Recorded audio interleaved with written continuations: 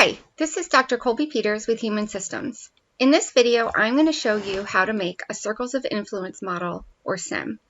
I developed a CIM to be a visual representation of the relationships, relative decision-making power, and communication in your organization. The CIM is a great conflict management tool, especially when a group of people from an organization do one together.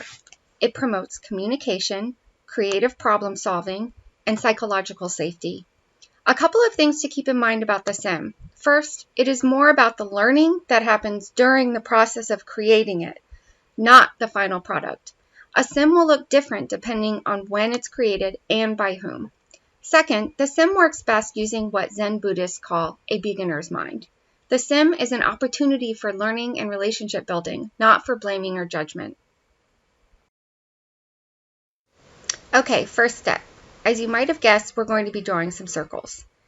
Use a pencil to draw circles to represent your organization and the groups or departments in your organization. First, I'll draw a big circle for the entire organization. I use dashed lines to show how permeable the organizational boundary is, or how easily information flows in and out. Dashes with small spaces in between indicate less information flow with the surrounding community, and dashes with large spaces indicate more information flow. This organization is a community center, so lots of information flow to and from the community. I'll make the dashed lines with my eraser and then go over them with black so we can see a little better. Now that we have our organization circle, we need to think about how to group the employees in the organization.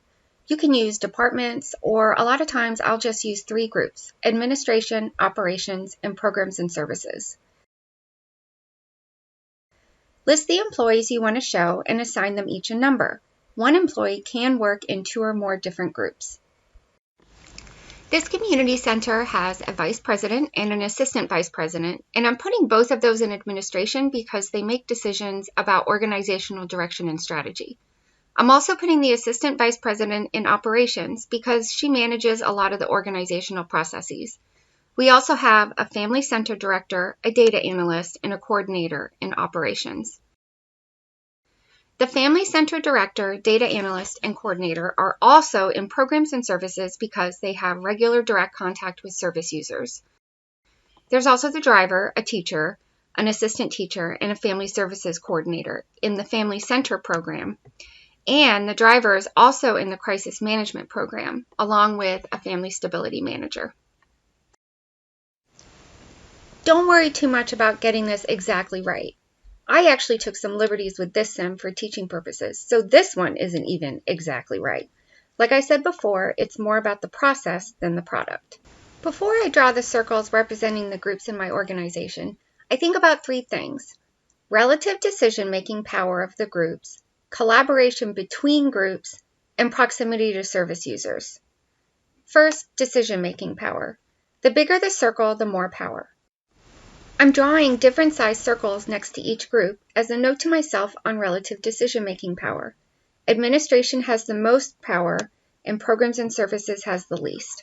Second, the more overlap between circles, the more collaboration. Third, the closer to the edge of the circle, the more proximity to groups outside of the organization, such as service users. Now, I need to play around with the 3 group circles a bit to figure out the best configuration.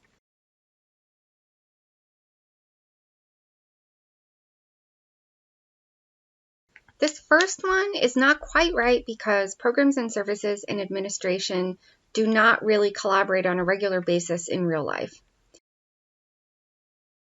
In the second one, I drew the programs and the services circles as straddling the organizational boundary because they work with service users and do a lot in the community.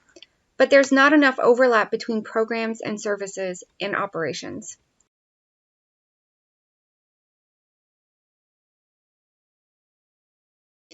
This one I think will work. I like the overlap because I think it accurately reflects the amount of collaboration, and the relative size of the circles looks good. I added 2 smaller circles inside the programs and services group for the family center and the crisis management program.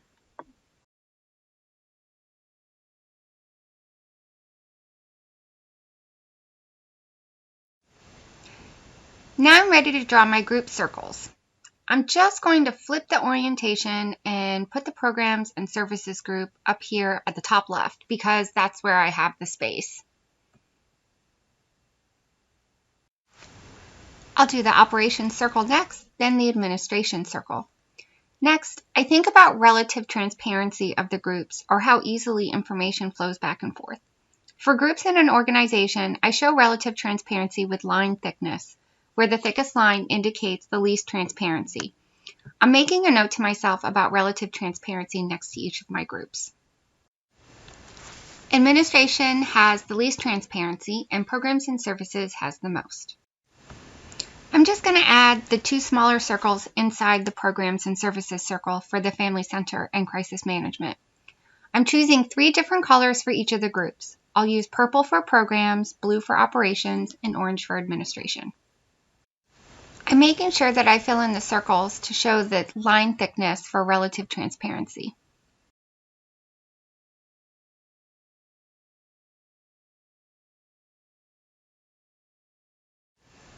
Now we get to cut and paste. We will use these gray circles for the employees. I'm labeling them with numbers 1 through 11, 1 for each employee. I'll cut each one out and then I'll arrange them on the CIM. The vice president goes in the middle of the administration circle. The associate vice president goes in the area where the administration and operations circle overlap because she's in both groups. Same for the family service director, data analyst, and coordinator in the operations and programs. The driver, number 6, goes in the space where the 2 programs overlap. Employees 7 through 10 will go in the family center program, and 11, the family stability manager, goes in the crisis management program. Now that I have everybody where I want them, I'm going to glue them down. The final thing we're going to do is show the working relationships between the employees. I'm drawing lines to connect employees who work together on a regular basis. Then I indicate the strength of the relationship by widening lines. The wider the line, the stronger the relationship. So that's the CIM. We've got our organization, the groups in our organization, and the employees. And we've learned a bit about relative influence, collaboration, and working relationships.